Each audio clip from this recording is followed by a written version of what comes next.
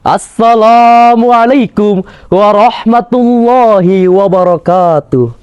Hamdan wa syukran lillah, salatan wa salaman ala rasulillah, amma ba'du. Dewan juri yang arif lagi bijaksana, serta sahabat sebangsa dan setanah air dimanapun kalian berada, yang insya Allah dirahmati Allah subhanahu wa ta'ala. Hari ini kita hidup di zaman yang semakin maju, teknologi berkembang pesat, bahkan manusia mampu berbicara lintas benua dalam hitungan detik. Namun ironisnya, semakin dekat jarak manusia, semakin jauh pula hati manusia satu sama lain. Di berbagai belahan dunia, konflik dan peperangan masih terjadi.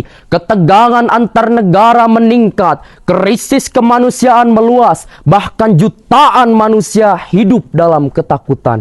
Banyak pengamat internasional bahkan mulai mengkhawatirkan kemungkinan terjadinya konflik global besar yang dapat menyeret dunia menuju perang berskala luas. Saudaraku, prihatin akan kondisi ini, tergugah hati saya untuk menyampaikan pidato yang berjudul Bersatu dalam Perbedaan di Tengah Dunia yang Terpecah. Sahabat yang berbahagia, Indonesia bukanlah negara yang kecil. Berdasarkan data Badan Pusat Statistik, Indonesia memiliki lebih dari 275 juta penduduk. Sekitar 87% beragama Islam, sekitar 1.300 suku bangsa, lebih dari 700 bahasa daerah, dan terbentangnya 17.000 lebih pulau yang ada di Indonesia. Artinya, sejak lahirnya bangsa ini, kita sudah ditakdirkan untuk hidup dalam perbedaan. Tetapi Indonesia telah mengajarkan kita dalam semboyannya, Bhinneka Tunggal Ika, berbeda-beda tetapi tetap satu jua. Hadirin yang dimuliakan Allah, sejarah dunia mengajarkan kita satu hal penting. Perang tidak dimulai dari senjata, tetapi perang dimulai dari kebencian yang dibiarkan tumbuh. Ada sebuah ungkapan internasional, war begins when dialogue ends. Perang dimulai ketika dialog berhenti. Ketika manusia tidak mau saling mendengar, maka konflik menjadi akhir yang tak terhindarkan. Bukankah hal seperti itu sudah terlihat di sekitar kita? Perbedaan organisasi diperdebatkan, perbedaan pendapat dipermusuhkan, bahkan perbedaan kecil dalam ibadah kadang memutus tali persaudaraan. Padahal Rasulullah SAW telah mengingatkan kita dalam sabdanya, Al-muslimul akhul muslimi la yazlimuhu wa la yakhdhulhu. Seorang muslim adalah saudara bagi muslim lainnya, tidak menzoliminya dan tidak dibiarkannya tersakiti. Hadis riwayat Bukhari dan Muslim. Jika Nabi mengajarkan kita untuk menjaga saudara, lantas mengapa kita justru mudah melukai saudara kita sendiri?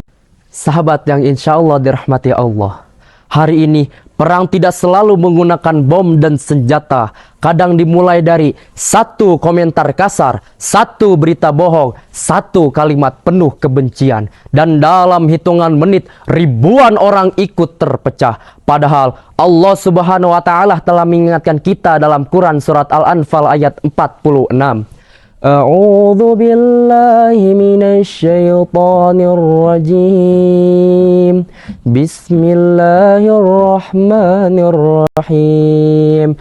Ati'ullaha wa ati'u rasulahu wa la tanaza'u fatafshalu wa tadhhaba rihukum wasbiru. Innallaha ma'as sabirin.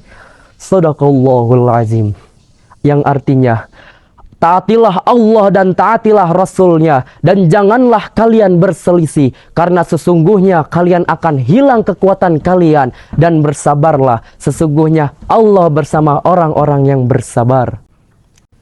Saudaraku sebangsa dan setanah air, coba bayangkan jika dunia benar-benar dilanda konflik yang besar, saat manusia kehilangan keamanan, saat keluarga tercerai-berai, saat perdamaian menjadi sesuatu yang mahal.